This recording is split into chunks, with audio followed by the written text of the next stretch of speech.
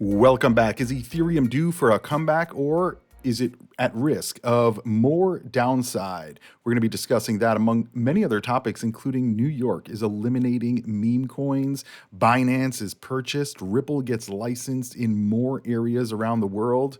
But we're going to be starting right here with what exactly happened to Ethereum. This is Justin Sun. You guys know the founder of Tron. And he posted this just the other day asking what exactly happened to Ethereum, because as you guys know, the Ethereum price has been coming down pretty much this entire cycle so far. I mean, we really have not seen major movement in the Ethereum price. We saw it go basically close to the previous all-time record high, but it didn't actually pass it. $4,000 back in December, almost 4,000 back in May.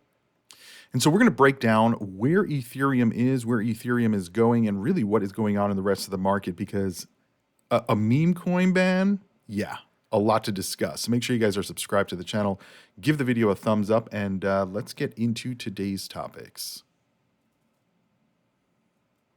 What in the world happened to Ethereum?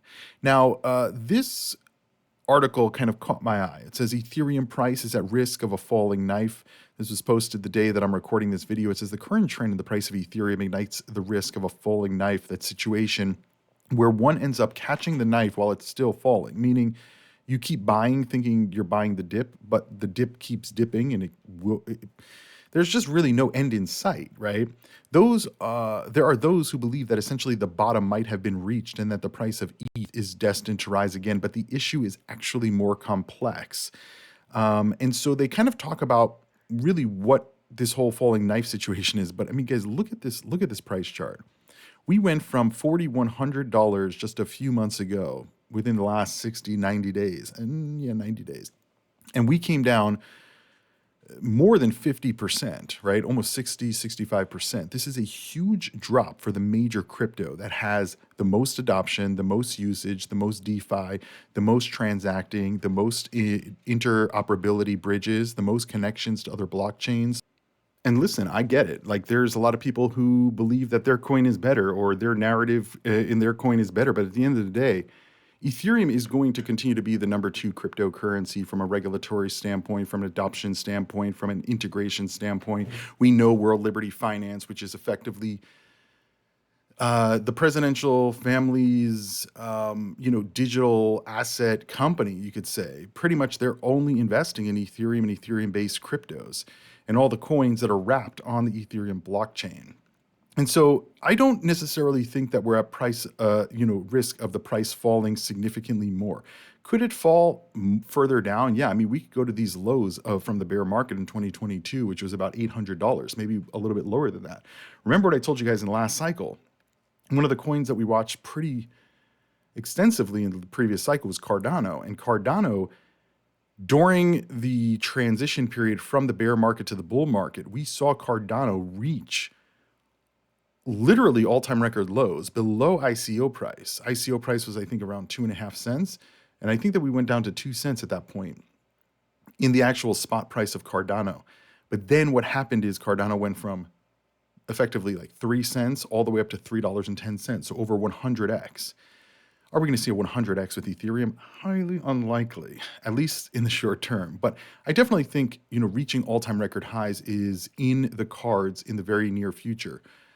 But there's also those that are saying this is a double top right here, right? The first top in March of 2024, and then that second top touch in December. So that's possible as well. I mean, especially on the zoomed out chart, it definitely could look like a double top, especially with this, in the middle kind of retesting. And I think it was Peter Brandt said that there was a head and shoulder pattern here. Maybe this is the head. I don't really know if that actually looks like a head and shoulders pattern on the kind of zoomed out chart. But again, there's the potential that we're like right here, right? We're basically at this kind of downward trend right after we hit that double top. And then what you see here right after is one final leap to the upward bound all-time record high. There is a potential that Ethereum does not hit a record high, but I think that the likelihood we do hit a record high in Ethereum this cycle is far superior, I believe, then the chances that we don't hit it. How long we hit it for, that's a whole different story. Like if we just look at the previous cycle, right, and look for that double kind of top situation over the course of 6 months, you could see here in April of 2021, we topped, and then we also topped in August of 2021. So very similar time frame that we're looking at from this cycle and last cycle. And then what happened after that double top, at least that's what it looks like, right, is we saw a big drop down. So from about $4,000 down to about 2,600, so about 40% drop. And then it went from about $2,600 all the way up to almost $5,000. So basically doubled. And then it just came down and we were in a bear market. Could we be in this downward trend into the bear market? Sure, absolutely. I mean, this could have been the double top that we were talking about right here, this kind of same pattern, which means that this final pump could be this final pump up here, right? Because remember, the cycles are trends or rhymes or rhythms to the market. They're not identical. Very rarely will you see an identical chart. There's always going to be differences in the percentage of volatility, how high you go, how low you go, what period of time you go in that direction and stay in that direction, how long you're sideways trading. All of this is kind of up for the macro. But again, I go back to in like the really short and medium term, there is so much positive going on in the Ethereum ecosystem. I think that we're kind of reaching the bottom, right? We're getting these comments like what exactly happened to Ethereum from the founder of Tron. We're seeing a lot of hate in Ethereum or towards Ethereum from other ecosystems. Other ecosystems are more bullish on Solana than they are Ethereum, even though we found out that effectively Solana only had meme coins, right? They didn't have anything else really going on besides the meme coin situation. And Ethereum does. Ethereum just does. Now, we are going to be getting to this whole meme coin situation in just a minute because New York is effectively eliminating meme coins. At least that's what I kind of gathered. But before we go there, 3 reasons why Ethereum can outperform its rivals after crashing to 17-month lows. And so it says ETH price needs 29% gains to reclaim $2,500. So imagine the numbers, we have to get to 5,000, right? The all-time record high. We basically have to more than double, more than 200% increase, about 250% increase. And so, they talk a little bit about like what is going on here. The Ethereum layer 2 network grows. Ether is trading 60% below their all-time high. This is largely due to competition in the smart contract space. But as I just said, most of that was Solana. And really, Solana doesn't have any real products built on it yet that companies are using, that financial ecosystems they're just not there yet. Maybe they're going to get there. Maybe they're working towards it, but they're not there yet. And so this is, in my view, why we're seeing kind of the focus with World Liberty Finance on these Ethereum-based tokens. Now, some of those projects are new, like Ondo Finance is new. So there is definitely some differences, between Ethereum and some of these other chains. But at the end of the day, if you look at all the metrics, especially in DeFi and usage of the network, Ethereum is there. And no other chain even comes close. And so, this is a pretty long article. We're not going through every single thing in this article, but you guys kind of get the point. And that brings us to the Bitcoin mining companies. Now, JP Morgan is saying basically they're kind of changing their tune on some of these Bitcoin mining companies. Now, they're saying Bitcoin miner Iron is upgraded to overweight and Cypher mining is cut to neutral. Let's understand a little bit more because you guys know I'm a big Bitcoin mining company fan. The stocks, I think, can perform way better than some cryptos are going to perform. And so JP Morgan raised Iron, its top pick in the sector, to overweight from neutral and cut its price target to $12 from $15. That's not an upgrade, that's a downgrade. Anyway, I don't really talk that much about Iris Energy. I think it's a little bit overhyped and kind of where it needs to be in terms of market cap when we're talking about all the Bitcoin mining stocks. Cypher mining was downgraded to neutral from overweight, and the bank withdrew its $8 price target. The bank iterated its overweight. Overweight basically means the price is too high on Riot platforms and CleanSpark, and reduced their respective price targets to $13 and $12, 13 for Riot and 12 for CleanSpark. I don't think Riot platforms is actually overweight. I actually think it's kind of neutral, but I think it has a potential to go much higher in the short and medium term like this year.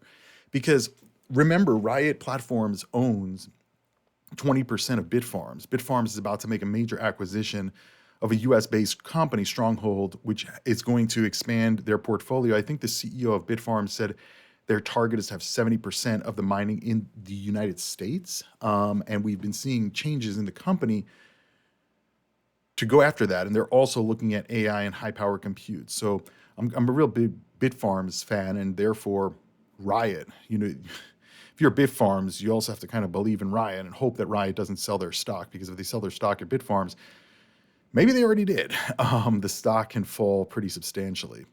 Anyway, JP Morgan reiterated a neutral rating for Marathon Holdings and cut the company's price target to $18 from $23. I think that's in the medium term to long term. But Marathon, they own a lot of Bitcoin. So as the Bitcoin price continues to move, these stocks that have Bitcoin, Riot Platforms, Bitfarms, Marathon Digital, we have to keep in mind that their stock price is going to move based on the price of Bitcoin. But because this is kind of like a derivative or a proxy company, I believe that these stocks can move more. So for instance, if Bitcoin moves 5% to the upside, these stocks potentially can move 10 or 15 or 20% to the upside, especially during major swings in Bitcoin. Like if Bitcoin goes 80,000 to 110, I would imagine any of the stocks that have Bitcoin underlying are going to move significantly more from a percentage standpoint. But that's just my opinion. I could be wrong. Do your own research. Let me know what you guys think. Moving right along to the Memecoin ban in New York. Now, we know New York has the BIT license, which is the, I would say, most regulatorily tight regulation or license that you would need in the world, probably, for crypto. And so Coinbase just announced that they're going to be halting trading of meme coins Floki, Turbo, and Giga in New York. Now, I wondered when I saw this, I was like, okay, we know that Coinbase regularly looks at their coins, and sometimes they'll delist coins that don't have any trading or anything like that. But very rare do we see delistings just from New York or one specific jurisdiction. And when that happens, you have to, wonder like why, right? These coins, Floki Inu is from the previous cycle. So it's not like one of these new coins. It's not like one of these pump and dumps that just occurred. But this could give us insight into the broader understanding. Like I wondered why Coinbase did this. Well, in January of this year, the New York State Bit License Department, which is the New York Department of Financial Services, they put out this notice regarding essentially meme coins. They call it sentiment-based virtual currencies. And it says the New York State Department of Financial Services is closely monitoring the rapid proliferation of sentiment-based virtual currencies. The platform that enable the creation of these coins are not licensed by the department, by New York, by a BitLicense, and therefore are not subject to the rigorous virtual currency standards that New York has in place to protect consumers. In addition, these coins are often owned by a few individuals or groups of individuals associated with the creator and are not broadly traded. Moreover, sentiment-based coins tend to be subject to significant price volatility. It's interesting that they're calling it sentiment-based coins instead of just saying meme coins. I guess they don't want to put actual meme coins in the same category, but essentially the meme coins of this cycle, okay, are the NFTs of the previous cycle, are the coins of the cycle before that. Like, it's really important that you guys understand, like, it's basically the same things going on in every cycle, just in different ways, right? And so people were pumping NFTs literally to millions of dollars. And at the time, people were buying them. I mean, it was the same thing with watches. I always forget the name brand of it, but it's like that rectangular square watch these were selling for like $300,000, $400,000, $500,000. And they're like, oh, it's so rare. It's so rare. Meanwhile, I could literally watch one YouTube video in an hour for the rest of my life about watches and see every watch person say that their watch is rare. And I'm like, There's thousands of watches in your showroom. Clearly, none of these watches are rare. Anyway, they're calling it sentiment-based coins, which I guess is a nicer way of saying meme coins. But effectively, this is meme coins. That's what it seems like, right? Sentiment-based coins. Anyway, they said coins that carry these characteristics generally are incompatible with the department's guidance on coin listings and on market manipulation, in that they carry significant regulatory, market, and legal risk and may be favorable instruments for the facilitation of illicit finance. Certain of these coins have reportedly also had significant losses of consumer funds due to wash trading, pump and dump schemes, and other forms of market manipulation by insiders and others. Such coins may be characterized by poor security standards, including rushed or incomplete code development and lack of diligence regarding code-based vulnerabilities. The department requires regulated entities, basically meaning people or companies with the BIT license, comply with all applicable laws and regulations, including the department's virtual currency regulations. The department will continue to closely monitor these regulated entities and take supervisory and enforcement action to ensure the virtual currency business entities follow applicable laws and regulations. So effectively, if you read this as a BIT licensed company, it's almost kind of like a threat. It's kind of like meme coins are prolific. They're pump and dumps, most of them. There's a lot of wash trading, other market manipulation. These are not regulated in New York. They're not licensed in New York. And we're going to make sure that it stays that way. That's what it sounds like. And so that was in January. Here we are, less than 2 months later, Coinbase is delisting meme coins. Again, from previous cycle. I mean, personally, this is the way that I feel about it. And this is what I'm going to continue to say about the meme coins and really all these cryptos, right? Because the previous administration was trying to ban all cryptos effectively, right? I believe that people should be able to trade what they want to trade. Should there be risk management involved? Like somebody can't put their whole bank account into Floki Inu? Probably, right? Especially if like somebody doesn't trade and then they're coming onto Coinbase and they want to buy literally like $100,000 in Floki Inu, but they've never purchased on their account before. It's like, yeah, that's kind of a little bit like, maybe you don't want to do that. But again, if they say, no, I do want to buy this $100,000 and Coinbase says, you're going to probably lose all your money. And they say, it doesn't matter, I want to buy it. It's like going into a casino. Like, you know, you're going to lose your money. And then even after you lose your money, they'll still give you more credit. They'll let you remortgage your house. You know what I mean? Like, they don't care. And so I don't think that they should necessarily be delisted, but they're delisted from the major exchange, right? You could still go onto the DEXs and purchase these coins, just knowing that it's not in a regulated environment. But yeah, very interesting stuff. Now, talking about the BIT license, Bastion acquired Dibs Trust and obtained New York license by the DFS. Basically, they got a BIT license. Now, I missed this. This was in the end of February. But it says Bastion announces the acquisition of Dibs Trust Company, an enterprise-grade tokenization platform from the Dibs Group. Alongside this acquisition, Bastion successfully obtained a BIT license effectively from the New York State Department of Financial Service. I'm like, what is Dibs and what is Bastion? Well, Bastion is an institutional-grade platform for issuing stablecoins. And they bought a tokenization platform, which was called Dibs. Dibs supposedly has been working on like tokenization of real world type assets for many years now. The co-founder and CEO of Bastion said, quote,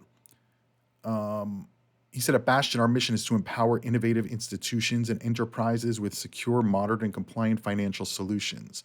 Acquiring Dibs Trust and obtaining the BIT license is the next critical step forward as we aim to deliver regulated stablecoin issuance and reserve management. With New York State Department of Financial Service oversight, we are building the most trusted regulatory framework to provide secure, innovative solutions. With the trust charter, or the BIT license, Bastion joins a select group of companies under this law. This positions Bastion as a trusted partner for financial institutions and enterprises looking to launch their own stablecoins with a focus on unlocking revenue streams, payment innovation, and loyalty opportunities. Very interesting. Very interesting. Never heard of either of these companies, but I mean, it looks pretty big, and Bastion themselves are licensed in quite a few states, money transmitter licenses, check sellers, Louisiana Virtual Currency Business Activity License. So they have quite a few licenses throughout many of the states. And the stablecoin, this kind of push for stablecoins and stablecoin issuance and usage from a institutional standpoint continues to grow. And this New York Bit license is really the key because it's kind of like the industry standard. Like it or not, it is. I mean, New York customers of Gemini received all their money back. I think actually all Gemini customers received their money back after the FTX collapse and all of the Gemini Earn issues after that. But I believe a lot of that had to do with the New York licensing and New York understanding that they're licensing a company and the company has to do right by their customers. And I believe that they kind of worked together to get the customers their money back from that whole FTX debacle. And they did 100% exactly what you had, you got back. Granted, you had to wait a few years, but that's the ultimate HODL strategy. Anyway, moving right along, we're also hearing Abu Dhabi-backed investor buys Binance for $2 billion of crypto. Not 100% of Binance, by the way. It was about 20% of the company, from my understanding, which is very interesting because now we have an actual number on how much Binance is, quote, worth, right? But Abu Dhabi-backed investment group MGX made a $2 billion crypto investment, which, by the way, makes this the largest crypto transaction in history, like to purchase something. The deal, which Binance called its first institutional investment, is one of the largest ever in the crypto industry. It will see MGX become a minority stakeholder after making this investment in stablecoins. The Binance spokesperson declined to comment on the agreed governance rights and the size of their stake. But again, the reporting says it's about 20% of the company. The exchange has been growing with links in the UAE under CZ's successor, Richard Tang, who's the new CEO of Binance. And he was previously head of Abu Dhabi's Financial Service Authority. So, I mean, come on. Binance said Wednesday in their announcement that they had a substantial footprint in the UAE, employing around 1,000 of its 5,000 total staff in the country. And by the way, from what I'm hearing, the Trump team met with Binance US for a potential acquisition. But I guess that didn't go through, or it's still in conversation. But that happened at some point, which doesn't really surprise me, especially with World Liberty Finance and what they're trying to do, like what they're aiming to do with kind of expanding the world of digital finance and integrating it into what we already have. So very interesting. Also in the UAE, we're hearing Ripple has secured a DFSA license to offer regulated crypto payments in the UAE. Ripple received their approval from the Dubai Financial Service Authority to provide regulated crypto payments and services in Dubai's financial center. Ripple is the first blockchain-enabled payment provider licensed by this agency. This marks Ripple's first license in the Middle East and underscores the company's long-standing commitment in the region and regulatory compliance globally.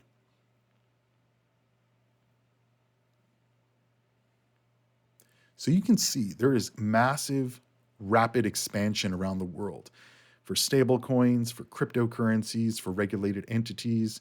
Tether's Paulo Adorno says that the stablecoin issuer has been through hell, but is cheered on at Cantor Conference. Now, this is probably the most important part of the video. So if you're up to this part of the video, make sure you guys are giving this video a free thumbs up. Also hitting the subscribe button, that way you never miss a new video. But this is the reason I'm bringing this up last is because, one, this is a kind of a present for everybody who has stayed on this video this long. You're going to understand really how big this actually is, and that for Tether as a company, things may be changing in the US. Okay. So Adorno spoke at the Cantor Fitzgerald Global Technology Conference as he continued his first trip in the United States. His first trip in the United States. Why? Because he never came to the US, the same way why CZ never came to the US. But he came to the US on his first trip, and he went to the Cantor Fitzgerald Conference, Financial Technology Conference. You may be saying, Cryptoviser, who cares? What is Cantor Fitzgerald? The US Commerce Secretary, Howard Lutnick, his company is Cantor Fitzgerald. Okay. I mean, if you don't get what this means, I mean, I can't really explain it any further. Paulo Adorno, the public face of crypto company Tether, was cheered on at the Cantor Fitzgerald Global Tech Conference in New York. He said, "We've been through hell," referring to Tether being under scrutiny by U.S. authorities that settled charges with the CFTC and New York in 2021. Despite being an offshore stablecoin issuer, Tether has multiple ties in the U.S., including being a major U.S. debt buyer, its investment in video sharing platform Rumble, and its close ties with Cantor Fitzgerald and onboarding U.S. agencies to their platform to combat illicit activities, right? So if there's money stolen or used for whatever, they freeze it, the same way that Circle does with USDC. Attendees clapped and cheered Paulo Adorno, the public face, when he entered the stage in New York. This is very, very interesting in my view, right? His first trip to America, he feels welcomed. He's being celebrated at the Cantor Fitzgerald conference, and the Commerce Secretary for the U.S. is Howard Lutnick, who is the CEO and founder of this company. Not only that, he's also very pro-crypto. Not only that, the administration is very pro-crypto. Not only that, we're seeing massive changes and integrations of digital payments and stablecoins in the traditional financial world. So this is huge. Forget about what he has said, what happened with Tether previously. First, the fact that he's in the US at this conference from the company of the Commerce Secretary. I mean, to me, like if I didn't understand it before, I would be dumping my bank account in crypto now. But again, we've been reporting on this kind of information for quite a while on this channel since 2018. So effectively, none of this is really surprising. This is just kind of the constant evolution of this whole ecosystem, right? Where even if these companies were not regulated, they're getting regulated. Even if these companies were not welcome, now they are welcome. And so to many who haven't been following, this shift in crypto is big, right? They're just learning about crypto, just learning about stablecoins, just learning about digital payments, just learning that Bitcoin is $81,000, thinking that it's completely out of reach, not understanding that you could buy, fractions of a Bitcoin, that you could dollar cost average in over the course of time, the supply demand, understanding the limited supply. Like people are just realizing this now. Many of you have realized this for many years, right? That's why you're watching these videos. You're investing in the crypto space, learning about the crypto space.